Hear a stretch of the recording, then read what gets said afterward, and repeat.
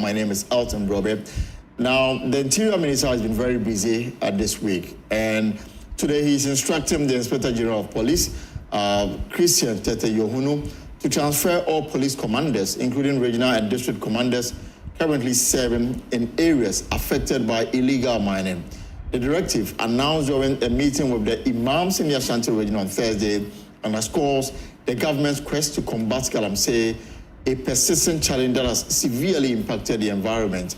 The minister's order is in response to growing concerns that local police leadership in some of the affected regions may have failed in adequately addressing the illegal mining crisis.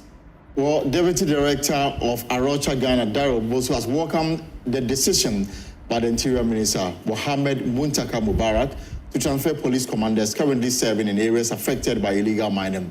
He says a change in police hierarchy in these areas will bring some freshness to the fight against the menace. He spoke on NewsX this morning. Say that this is a very welcome news. I mean, 3 weeks or a month ago, we were in a press conference where we actually called for some key commanders within the Chebe area to be removed. And I think it all boils down to the fact that we believe that if we are going to really make significant strides in the fight against Galamsey, then it beholds on us that we make sure the agencies that are responsible for enforcement and compliance are really held accountable for what is happening. Because we have seen that if you look at the entire value chain of the mining regime in this country, the biggest link, the missing link here is we having a very robust law enforcement regime that ensures that everybody who has a concession is doing the right thing, and those who don't have any mining license, who have no right to mine anywhere, don't get into the ground. So I think that is a very, very good call, and I even like the fact that he says that if in 3 months you are not performing, they are going to change you. And I think this should have been the way to go from long ago, and it's not too late. And I must say, it's going to be one of the key strategies that could really significantly change the way we fight Galamsey going forward. Let me bring in Peter Toobu, the Member of Parliament for Wa West, a member of the Defence and Interior Committee of Parliament. We'll also be speaking to some individuals who are at the forefront in the fight against illegal mining. Awula Serwah from Eco-Conscious Ghana, and of course, Dr. Ken Ashigbey as well. But let me start with Honorable Toobu. Is this what we need in our renewed fight against illegal mining? The attention on police commanders and district commanders in areas widely affected by illegal mining. Elton, thank you very much. Good afternoon to you. Good afternoon to your cherished listeners and viewers. It is a pleasant day up north in Wa as I go around trying to do the best that I can to put smiles on the faces of the people of my constituency. What the Interior Minister is doing is in line with his role as Interior Minister. The Interior Minister is looking at the security perspective of the Galamsey fight. The Galamsey fight must come with a multifaceted approach. So when you look at the security angle, you might think that we are fighting Galamsey using security. That is not the only way to do it. There are other ways. The Lands Minister is doing something different. The Finance Minister will do something different. But what Honorable Muntaka is saying is that if I am in charge of the police and looking at the security perspective of fighting Galamsey, I think that it is important for us to change the commanders who have worked in those places for a very long time. It is a standing principle that as a police commander, you don't stay for one place for more than 3 years. Right. Even if it's in the police service instructions, you don't stay in one region for more than 10 years. So virtually, the rotations are important to bring effectiveness and freshness. And I support the Interior Minister's statement that the Inspector General of Police, as we change the top, that change should travel down to the station level. And within 3 to 6 months, the change should be complete so that we begin to see new policing under his guidance, under his leadership.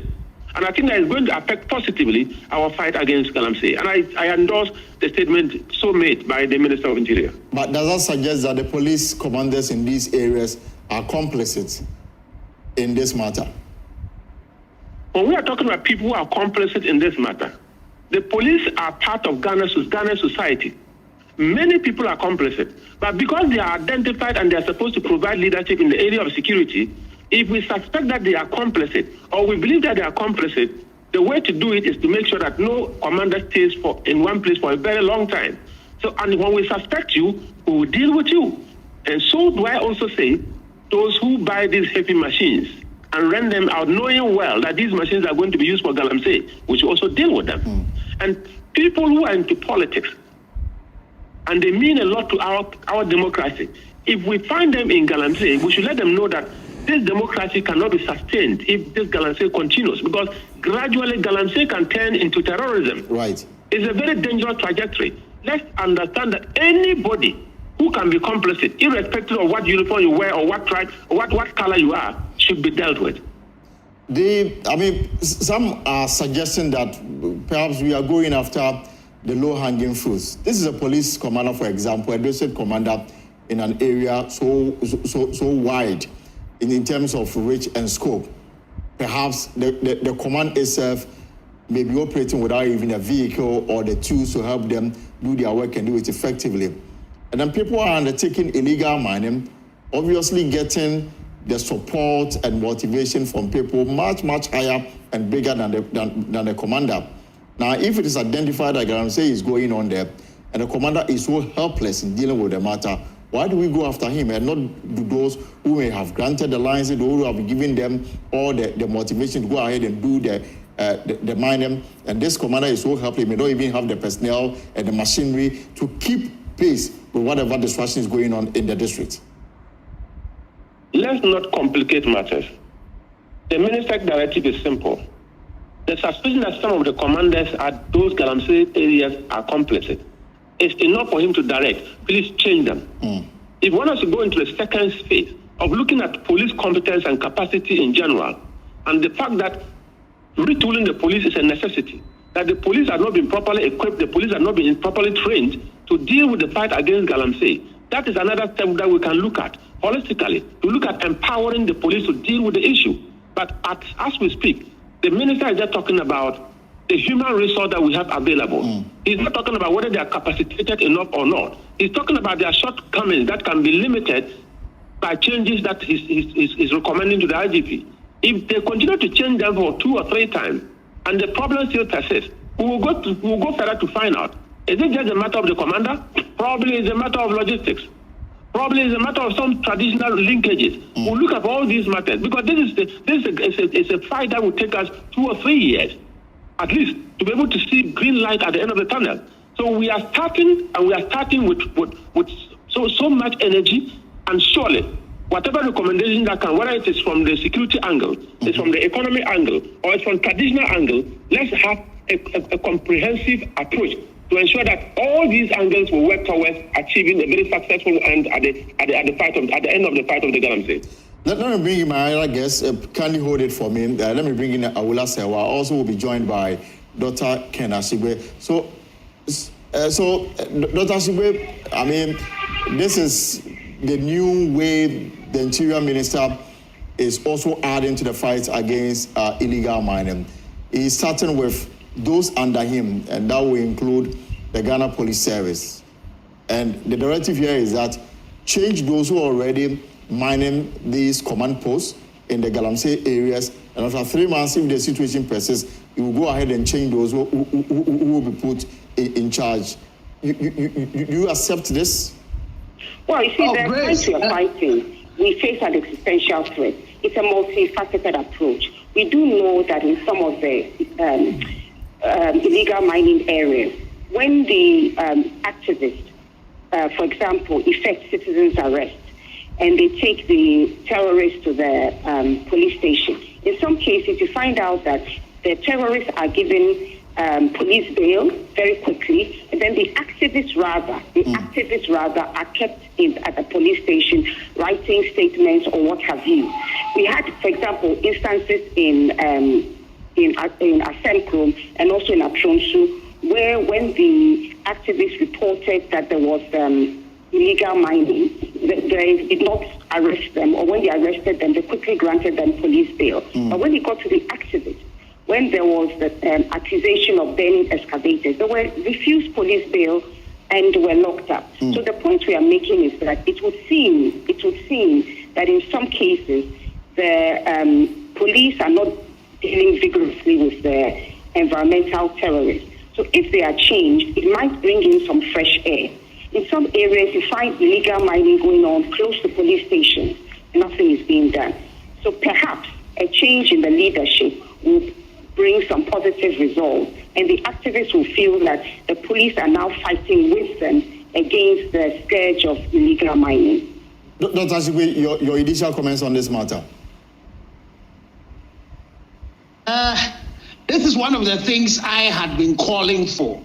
You know, what is happening is that, and again, I agree with both my sister Awula, Serwah, and then also the Honorable Member of Parliament. Right. That Galamsey is a wicked problem. The solutions are multifaceted. When we are talking about the security nature of the fight, it does not mean that we don't recognize the other elements within it, the other things that have to be done. But the security bit has to be dealt with. It is not for nothing that our people say that yenjina inkrani mu entutu inkrani. When you are under war, you are under the scourge of war. When you have terrorists, terrorizing you. 2 days ago, we've lost a police officer who, in going to fight some of these people on the water bodies, fell into the current and drowned. We currently have one of the Forestry Commission people fighting for his life in Komfanoche, who did surgery last week. You don't then, in this situation, decide that you won't deal with the security angle of it. So, Galamsey is happening in these communities where we have police people right from the very top to the bottom because of two reasons. Either the police people are grossly incompetent or they are complicit. Right. In any of these two ways, and I can tell you unequivocally, it is the truth. They are either incompetent or they are complicit. And so in any of these ways, they are not worthy of being representatives of the IGP or the Minister of Interior, or by extension, the President, who is responsible for the executive arm of government. And so in any endeavor, what you would do is that you don't even keep people like this in a particular community for too long, because familiarity would breed, contempt. How would you say in a situation, and again, I like Awula would give you particular examples. How do you talk about, tell us that Lanchene police station is a spit throw from the Brim River, and on that Brim River you see Galamsey happening? How is it that just before you from Accra getting to the Lanchene police station, you will see chamfans being manufactured, and then you want to say that that policeman is competent or is not complicit? One way, one of the C's. So I think it's a good move, and it's a call that I have been making. The minister has gone forward now to add on the issue of the probationary period. Right. That is a great one to do. What I would encourage the minister to do is that they should throw into the open what the KPIs are going to be for these police commanders and their men in the 3 months, so that together with the citizenry, we'll be able to monitor it, so that we then will be able to give feedback back to the IGP, back to the police, the Minister for Interior. And I am hoping that this is not a recommendation from the Minister for Interior. As the minister responsible for internal security, I would hope that this is a command, and that the IGP will deal with this with the alacrity, that it deserves. As the IGP himself said, we are in the state of war. And so these changes should be done and done immediately. But the other angle is, now that there's clear directive on what will happen to them if Galamsey is seen to be ongoing in their various command posts, is the issue of whether they will have the free hand to now work. Knowing very well that, some of these commanders, when the directive comes from above, it's difficult for them to say, we have instances where, in one of our documentaries by Erastus, military officers were seen protecting people who were undertaking illegal. I don't think that they went on their own, somebody may have given them the command. Doctor. Great. Fortunately for us, you now have a Minister for Lands and Natural Resources who had said it openly on multiple occasions that there is not going to be any order from above, that his president, the commander-in-chief of the Ghana Armed Forces, had stated that there's not going to be any order from above.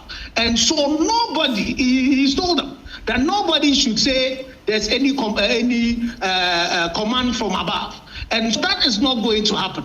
If the police start facing that, they should report and let us know. But the minister has done it. And I can tell you for a fact, this is a minister who, when he was called by a one of the police commanders, who says that they've arrested too many people, I don't know what to do with them, and the police commander was wanting to grant these people bail, as Awula has mentioned. This is a minister who said to him, do what you have to do with criminals, suspected criminals when you're arrested. So with the things that the minister has been saying, and with the things that I have seen him do, I believe when he says that this order from above is not going to happen. So for any policeman, if you start getting the issues of order from above, then they should raise it. But in the absence of that, we as citizens should support this particular call and make sure that the police people are doing the right things. The minister has said it, the president has said it, there is not going to be any order from above. Everybody should be dealt with the hot stove principle. So once you are caught in it, you are dealt with it according to law. So as they are moving, I am hoping that the prosecutors and the investigators would also be moved, because it will be important to find out that the Enchi case that went to the Enchi District Court, who was the police prosecutors who took a case that should be going to the High Court, took it to a district court so that case will be lost. People like this should be investigated and the book thrown at them. People like this should not be transferred. We should take them through the police disciplinary processes and the whole book thrown at them, as well as the judges. So I would be hoping that the police, the interior minister would extend this to also the immigration services, who are the immigration officers who have Chinese people within their jurisdictions who are engaged in an illegality and not doing anything from it. I would also hope that the Chief Justice as well would do a reshuffle of all the High Court judges within the mining areas as well, to breathe some air of freshness into the whole justice delivery and the security system so far as this fight against Galamsey is concerned. Let me bring in Awula. Awula, so what about regional ministers, district chief executives, members of parliament? I mean, we have countless reports of complicity from political office holders, especially in some of these mining areas, where some people even campaign on a promise of allowing them to undertake these illegal activities during the election. So it may not only be the police commander, but what about the regional minister? What about the district chief executive? What about the member of parliament in these areas? All should be dealt with. We face an existential threat. The house is burning. We can't afford to be dilly-dallying about this matter. My brother Ken has put it all so well. We need to take the bull by the horns.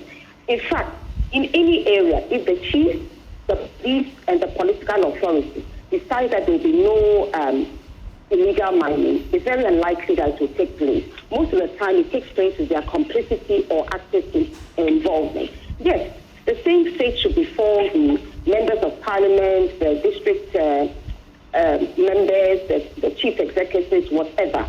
They also are sometimes actively involved. Right.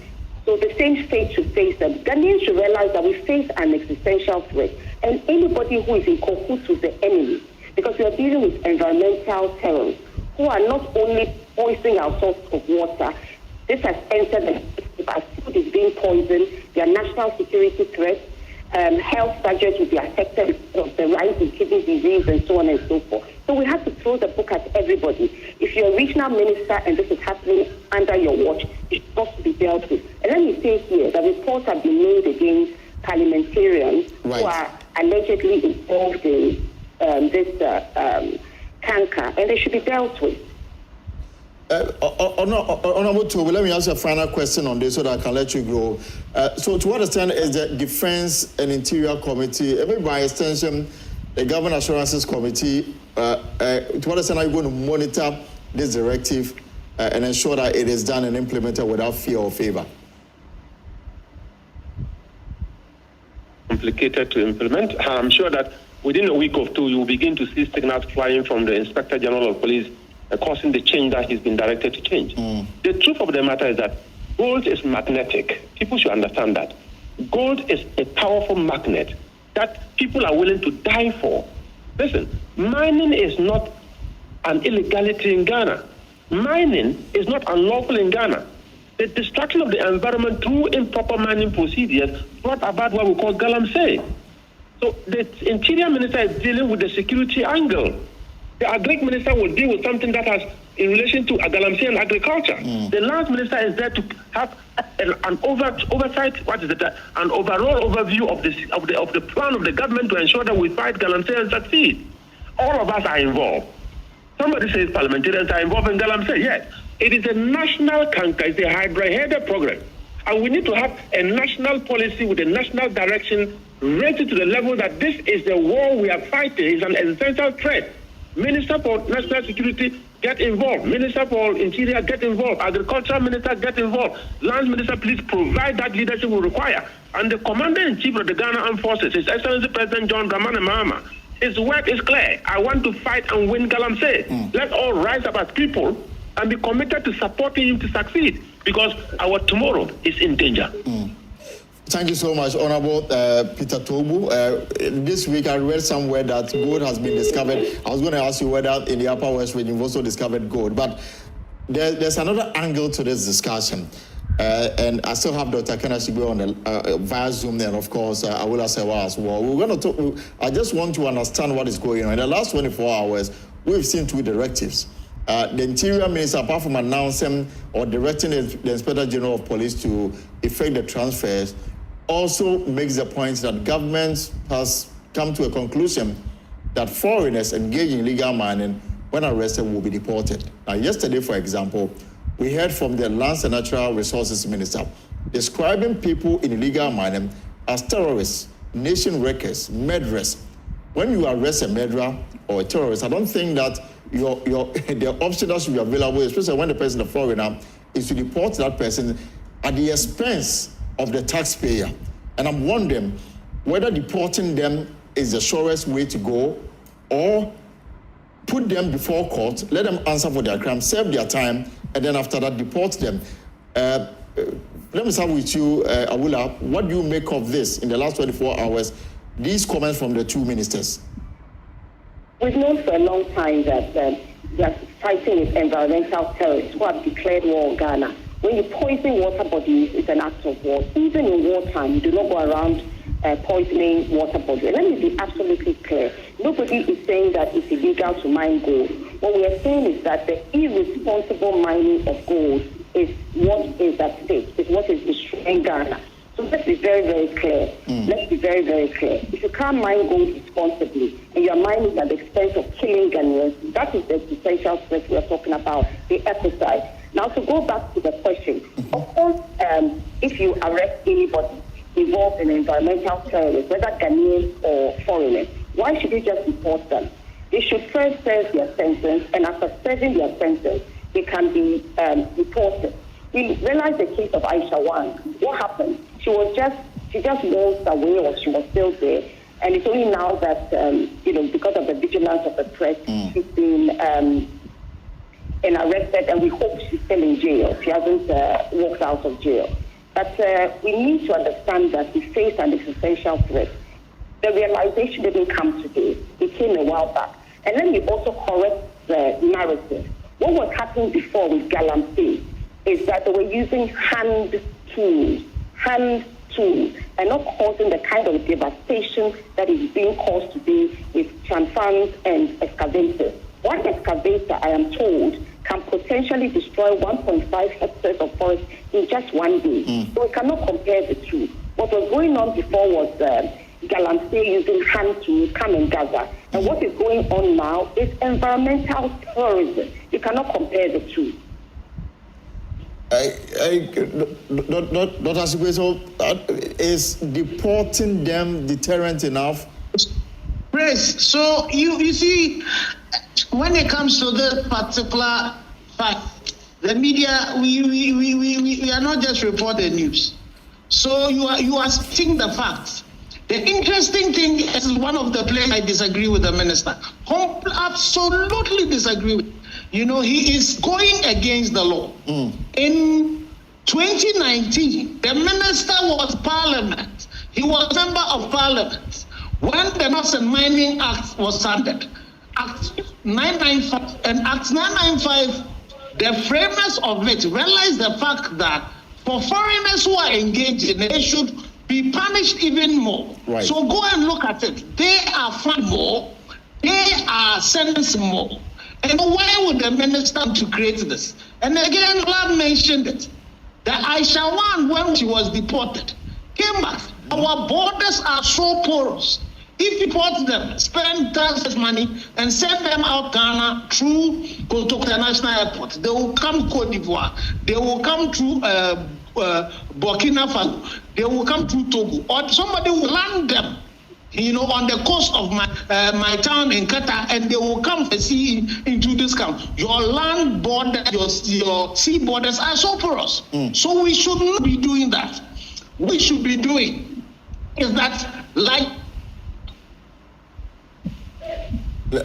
we are losing Dr. Ashigbey there. Malaysians, if you are in Accra now, go for a Malaysian. Sorry. If you go for a Malaysian visa now, what will happen is that when they give you the visa, they will stamp into it that if you bring drugs to Malaysia, the sentence is death sentence. Right. So what we should be is that the minister should be declaring a state of emergency on the fresh reserves that are under attack, on the water that are under attack, together with the Chief Justice, Attorney General, set special fast tracks, which should be 24-hour courts, so that we can leave from the book of the British. When they were in their routes, what they did was that they take you to court and you before court within 24 hours. They adjudicate case and are found guilty. They don't jail you. But for these foreigners, we should not only be jailing, they should find them, because the law Act 995 or both. So we find them the maximum sentence, fines, and the maximum sentences as well. Use that money to be able to do the renovation. So let's look at the video you're showing us. Some of the deportations that happen, the echo sites are happening to town. Right. How do you tell me that the police command in this particular instance should still be and should not be dismissed? You know. So therefore, you don't agree with the minister's position that this is a policy they want to advance? Not only do I not agree, I agree vehemently, and I think he's breaking law. There is law in place stipulates the way people who are involved in breaching the Minerals and Mining Act should be dealt with, and none of those laws are quotations. Right. So if he does that, he will be breaching the law. Right. I'll come back to you as to wrap up on this. But let me also bring in Dr. Richard Fiadomo. He's a local governance expert. So, Dr. Fiadomo, we are talking about, first is a directive from the Interior Minister to the IGP to effect transfers in areas affected by illegal mining. Clearly, this relates to governance at the local level. And I ask, what about the district chief executive? What about the MP, the regional minister? And you have some concerns to raise as far as local governance is concerned. Please share with us.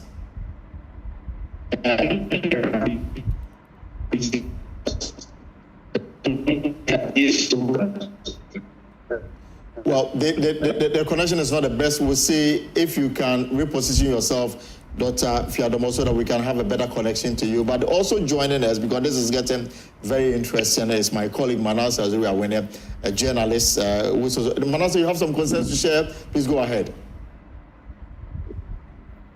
Yes, I do, Elton.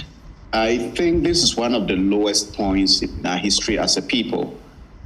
And if someone else had done this to us, we would say it is racism.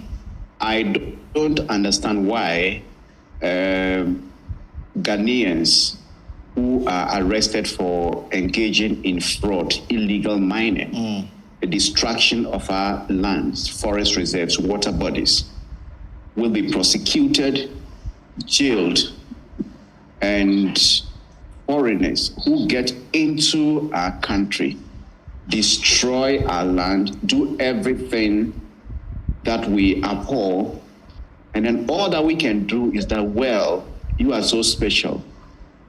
Just go out in peace back to your country. Whatever money you have made from destroying our land, go and enjoy it in peace. I don't understand why this is happening. And having studied the landscape since the NDC administration took over, it appears when it comes to Galamsey, we have only alternated between one party to the other, and there isn't any serious attempt to solve the problem. Some of the things the Chinese do in this country, if Ghanaians did that in China, they might even face execution.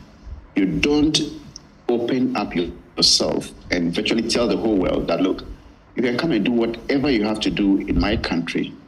When we catch you, all that we do is we beg you, treat you well, and say, go back to your country and enjoy the spoils of whatever looting or destruction you have caused.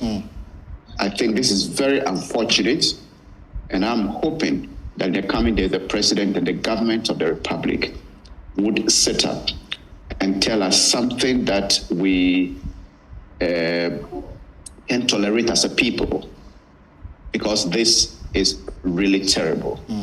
But you know, we make laws. I mean, the issue here is that we make laws. We go to Parliament, we spend all the money to craft laws, and then we applaud it, we celebrate it. And then here is the case that people in leadership, in responsible positions, will make mockery of the laws that we pass. It didn't start today. Remember the Osafo Manfo's comments on Ashigbey, and the reason why government had to deport her, because of some diplomatic and business alliances between Ghana and China. And yet we've got Ghanaians who are languishing in jail because they also undertook the same enterprise.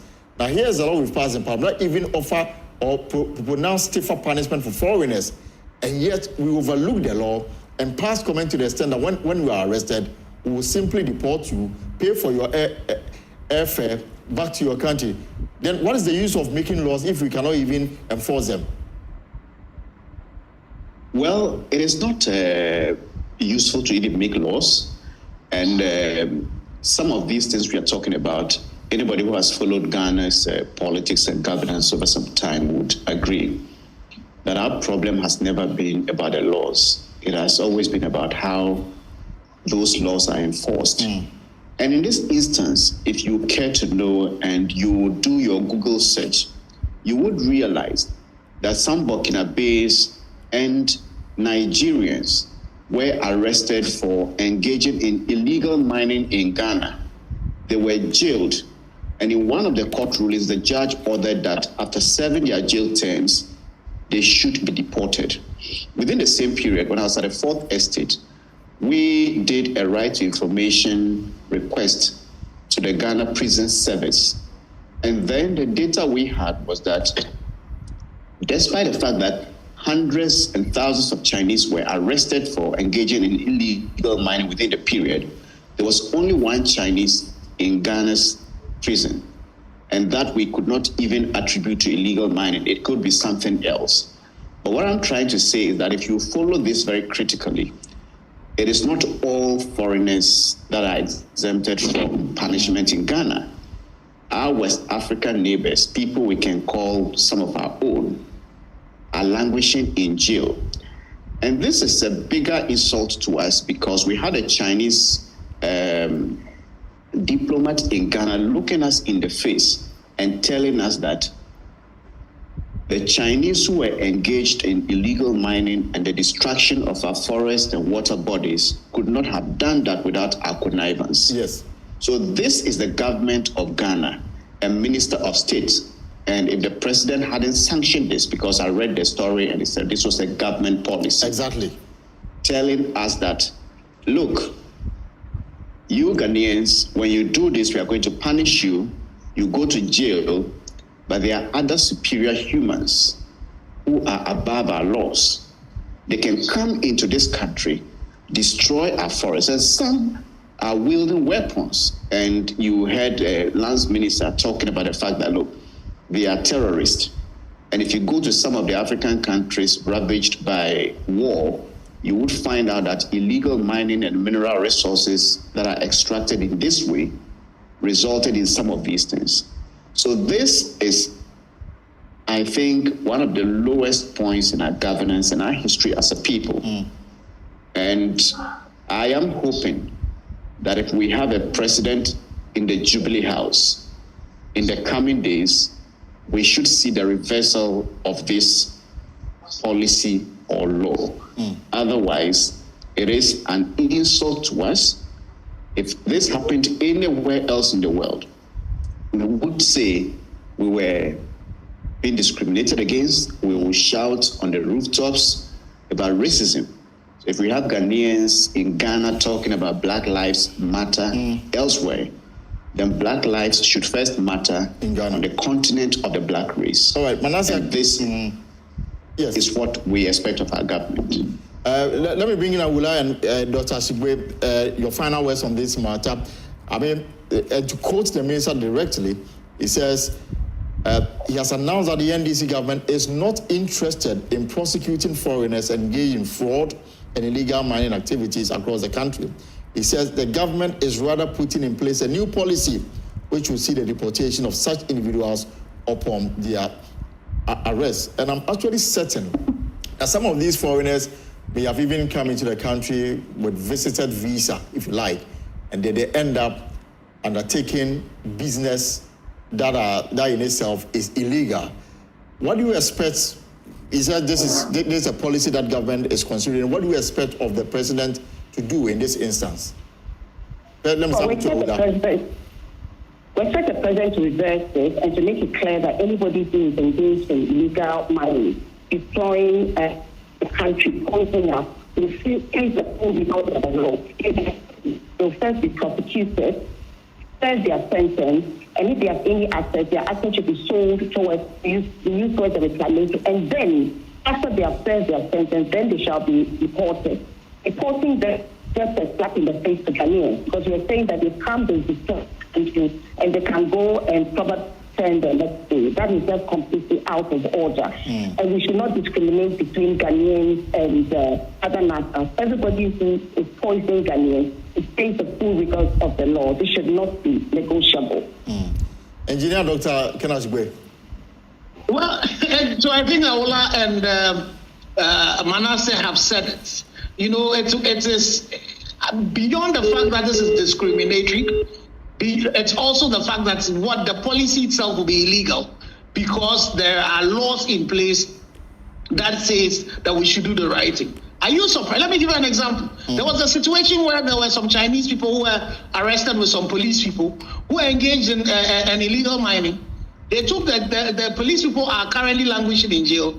The prosecutor went to court and tell us that the Chinese had died. Yes. And they had been cremated. They had to take the judge to ask for them the ashes to be brought. So as ourselves, we have been doing this in the past. So if the minister would dare follow the poor example of Osafo, that would be very shameful. That would not be reset. That would be moving us back in the wrong direction. So for me, the minister should not even allow the president to be coming in. He should reverse that policy intent immediately. It is counterproductive. It is going to open up our country for the foreigners to keep coming in, because they know that when they come, all that we will do is to pay for their transport back. And that should not be the situation. We need to go according to the dictates of Act 995 and make sure that any foreigner that comes into this place, even if you think it, we should not even allow you to do it. Even if you think, and we hear you thinking it, we should make sure that your punishment is the maximum. And we should take the And again, President Anado told us the reason why Act 995 was passed was to take the discretion out of the judges. Right. So don't give the judges any discretion, but to throw the book at any foreigner who is engaged in it. The acts of terrorism that is currently happening, these mercenaries that have come to Ghana, majority of them are foreigners from our neighboring countries that have to be dealt with. But then the majority of the people who are engaged in this Galamsey are Chinese people.